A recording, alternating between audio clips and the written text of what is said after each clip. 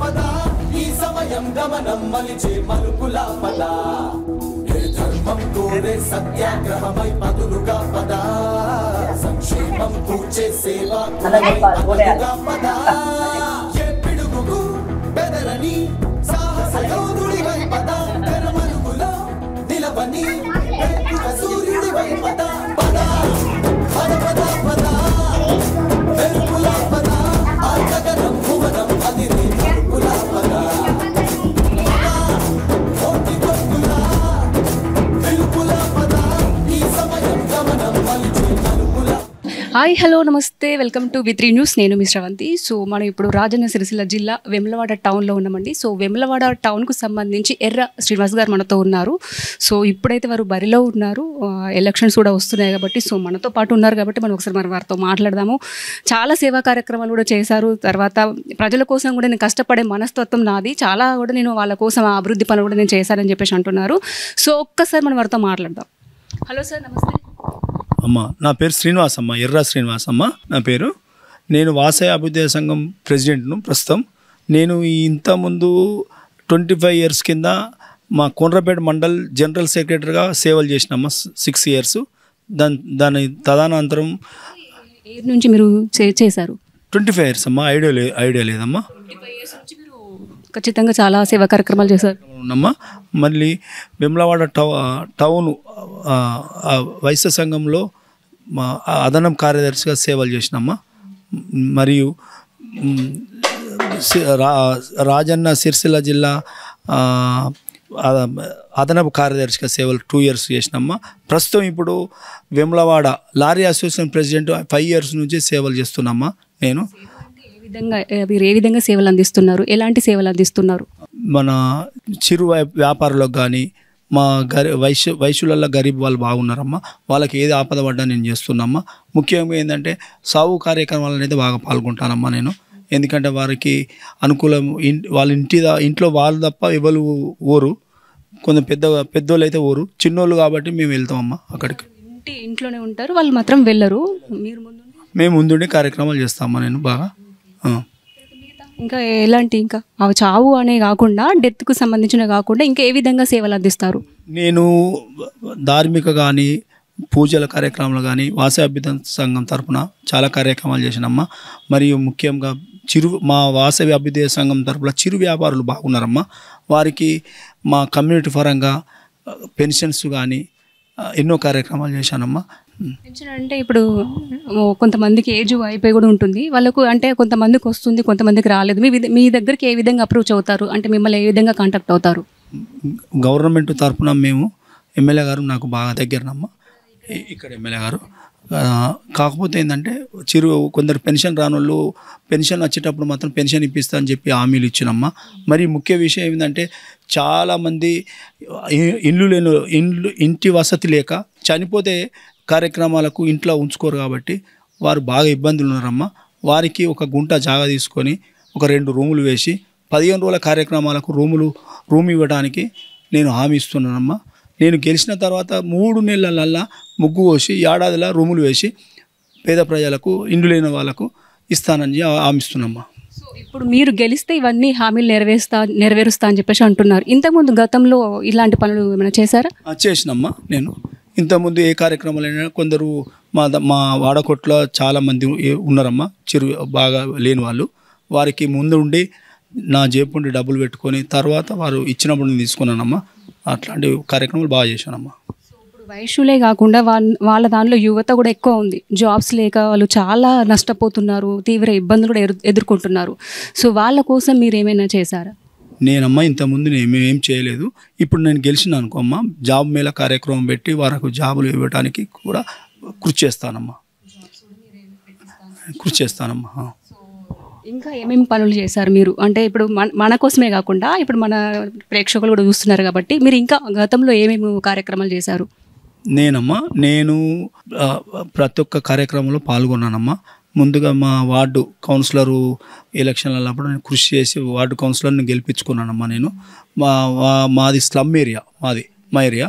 మేము ఏ దానికైనా ఎక్కడ ఉంటారు మీరు? చాదరగుంట ఏరియా అమ్మ మాది, బాగా స్లమ్ ఏరియా ఉంటుంది. వాళ్ళు ఏంటంటే టెంపుల్ ఏరియా వాళ్ళు సెటిలర్స్, కాకపోతే ఏంటంటే వాళ్ళకి ఏదన్నా ఆపద పడితే నేను ముందుండి చేసిన కార్యక్రమాలు ఎన్నో ఉన్నాయమ్మా. నేను ముందుండి మీరు అన్ని ముఖ్యంగా వాళ్ళ కోసం కృషి చేస్తాను, వాళ్ళ కోసం జాబ్స్ లేకపోయినా కూడా నేను జాబ్స్ ఇప్పిస్తానని చెప్పేసి మీరు అంటున్నారు.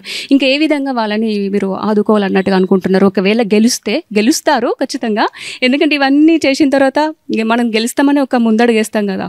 గెలిచిన తర్వాత ఇవే కాకుండా ఇంకే విధంగా మనం మన వయస్సులని ముందుకు తీసుకెళ్ళాలి, వాళ్ళకి ఏ విధంగా సహాయం చేయాలని చెప్పేసి అనుకుంటున్నారు? నేను ముఖ్యంగా రాజరాజేశ్వర వాసవి సొసైటీ ఏర్పాటు చేశానమ్మా ఈ వరకు. ఆ సొసైటీ ద్వారా చిరు వ్యాపారులకు ఒక 10,000 నుంచి 50,000 రూపాయల ఆర్థిక సాయం ఏర్పాటు చేస్తానని చెప్పి హామీస్తున్నానమ్మా సొసైటీ ద్వారా. నేను ప్రజల ఆదరాభిమానాలు మీ పైన ఎంతవరకు ఉన్నాయి? నాకు ఇప్పటికైతే బాగానే ఉన్నాయమ్మా, నేను అనుకుంటున్నాను. అది దైవాధీనం, దేవుని దయ.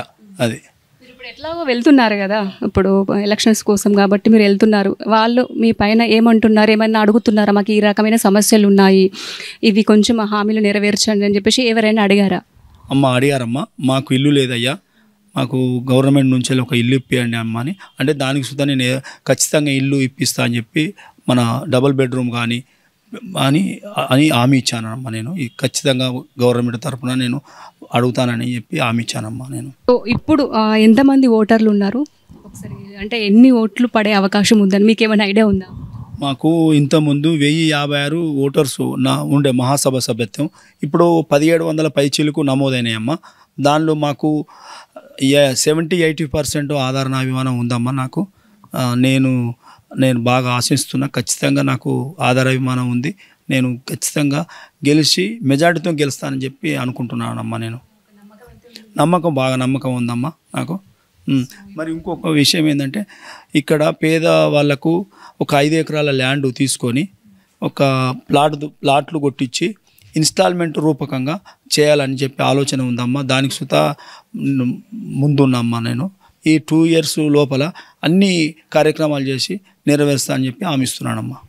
దాదాపుగా ఇప్పుడు వేములవాడ పట్టణంలో వయస్సులు ఎంతమంది ఉన్నారు?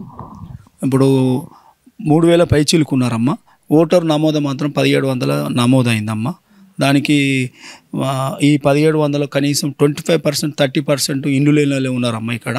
వారికి మాత్రం ప్లాట్లు కొట్టించి ఒక 5 ఎకరాల ల్యాండ్ తీసుకొని ప్లాట్లు కొట్టించి ఇన్స్టాల్మెంట్ మీద ఇవ్వాలనే ఆలోచన కొద్ది ఉన్నానమ్మా. నేను ఇప్పుడు వయస్సుల కోసమే కాకుండా ఇంకా అదర్ పర్సన్స్ కోసం కూడా ఏమన్నా హామీలు ఇచ్చే అవకాశం ఉందా? నేను ఫస్ట్ ఏమనలేము, వయసు సంఘం ప్రెసిడెంట్ చేస్తున్నానమ్మా. ఫస్ట్ వయసులకు నెరవేర్చినాక అది ఆలోచన అమ్మ, వేరే అమ్మ. సో దాదాపుగా ఇప్పుడు ఎలక్షన్లో ఎంతమంది నిల్చున్నారు? ఒకవేళ అందులో మీరు ఒక పర్సన్, మీకు ఓటేయడం గల కారణాలు ఏంటంటే ఏ విధంగా మీకు ఓటేస్తారు? అమ్మ ఒకటే, ఇక్కడ నామినేషన్ పర్వం 6వ తారీఖున నామినేషన్ ఉందమ్మా. ఇప్పటికీ నేనుంటా అని అంటున్నారు ఒక 5-6. వారు ఎందరు బరిలో ఉంటారో అర్థమవుతలేదమ్మా. కాకపోతే ఏంటంటే మాత్రం నేను బరిలో ఉంటాను ఖచ్చితంగా. నేను గెలుస్తా అని చెప్పి హామీ ఉందమ్మా. కాకపోతే ఏంటంటే నాకు అర్ధరాత్రి పిలిచినా కానీ నేనున్నా అని చెప్పి నేను ముందుంటానమ్మా. ఇప్పటికైనా అదే కాన్ఫిడెన్స్ మీద నేను ముంగడిపోతున్నానమ్మా. నేనున్నా అనే ధీమా కొద్దీ ఉన్నామమ్మా. ఎవరు పిలిచినా ఎవరు ఫోన్ చేసినా కానీ నేను 12 గంటల రాత్రి అయినా కానీ నేను కష్టసుఖాలలో పాలు పంచుకుంటానమ్మా. ఖచ్చితంగా నేను ఏ కార్యక్రమానికైనా కానీ ముందుంటానని హామీస్తున్నానమ్మా. ఎలాంటి ఆపద వచ్చినా కూడా ఎనీ టైంలో నేనైతే ముందుంటాను. మా వయసుల కోసం ముఖ్యంగా ఎక్కువ వాళ్ళ కోసం, ఇప్పుడు నేను ఒక అధ్యక్షులుగా ఉన్నాను కాబట్టి వాళ్ళ కోసం నేను ముందుండి వాళ్ళకు ప్రతి ఒక్క హామీ నేను నెరవేరుస్తానని చెప్పేసి అయితే శ్రీనివాస్ గారు మనతో చెప్పడం అయితే జరిగింది. సో ఒక గట్టి నమ్మకం అయితే ఉంది. నిజంగా మనుషులకు కూడా కావాల్సింది నమ్మకంతో ఒక అడుగు ముందుకేస్తేనే కదా నమ్మకం అనేది సక్సెస్ అవుతుంది. ఏదైనా నమ్మకం లేకపోతే ఏది చేయలేము. ఒక నమ్మకం కొద్ది అయితే నేను నిల్చుంటున్నాను. వాళ్ళ ప్రేమ అభిమానాలు నా పైన ఖచ్చితంగా ఉన్నాయి కాబట్టి నేను గెలుస్తానని ఒక నమ్మకం అయితే ఉంది అని చెప్పేసి అతను అంటున్నారు. అమ్మ ఇక్కడ భవన నిర్మాణం కొనసాగుతుంది, ఇక్కడ వయసు సంఘం తరఫున కొనసాగుతుంది. నేను గెలిచినా కానీ భవన నిర్మాణానికి సహకరించుకుంటూ బిల్డింగ్ కమిటీ చైర్మన్ ఉన్నాడు కటుకూరు శ్రీనివాస్ గారు, వారిని అట్లే ఉంచుకుంటూ వాళ్ళ సేవకు కృషి చేసుకుంటూ నా వంతు కృషి చేస్తానని చెప్పి హామీస్తున్నానమ్మా. ఖచ్చితంగా మీ వంతు అయితే కృషి చేస్తారు, ఎంతో కొంతనైతే వాళ్ళ కోసం చేస్తానని చెప్పేసి అంటున్నారు. ఓకే అండి. సో ఇప్పుడు మనకి చాలామంది ప్రేక్షకులు కూడా చూస్తుంటారు, మీ అభిప్రాయాలు కూడా వారు విన్నారు, తెలుసుకున్నారు కూడా. సో ఖచ్చితంగా ఇప్పుడు ముందు మనకి నవరాత్రి ఉత్సవాలు కూడా వస్తున్నాయి. సో వాళ్ళకి మీరు ఏ విధంగా మీరు చెప్పాలనుకుంటున్నారు?